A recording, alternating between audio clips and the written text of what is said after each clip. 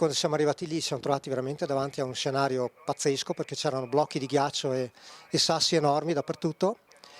E abbiamo cominciato a cercare, poi sono arrivati altri soccorritori chiaramente e comunque le prime vittime sono state tirate fuori. Sono riprese all'alba sul ghiacciaio della Marmolada alle ricerche dei dispersi per essere poi sospese a causa della pioggia e riprendere nel pomeriggio in azione droni ed elicotteri, troppo alto il rischio di ulteriori crolli per procedere a piedi sul ghiacciaio. Sono quelli che ti garantiscono di non mettere a rischio i soccorritori, perché ovviamente se ci sono rischi di ulteriori distacchi mandare i soccorritori sotto è molto rischioso, mentre il drone, se dovesse succedere perdiamo un drone, ma non è la fine del mondo.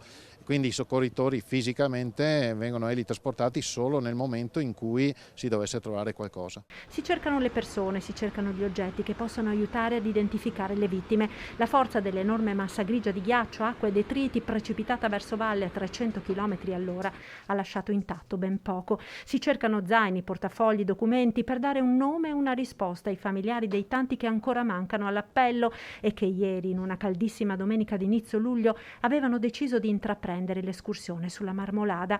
Una splendida giornata festiva e questo purtroppo ha aggravato il bilancio della tragedia. Fosse accaduto oggi sarebbero molte di meno le persone coinvolte. Alpinisti comunque esperti, in cordata con la guida. Alpinisti che stiamo scendendo alla Marmolada, insomma, cioè, con la corda, attrezzatissimi con i ramponi e tutto quanto, anzi sono stati veramente tanto sfortunati, ecco, in questo caso qui.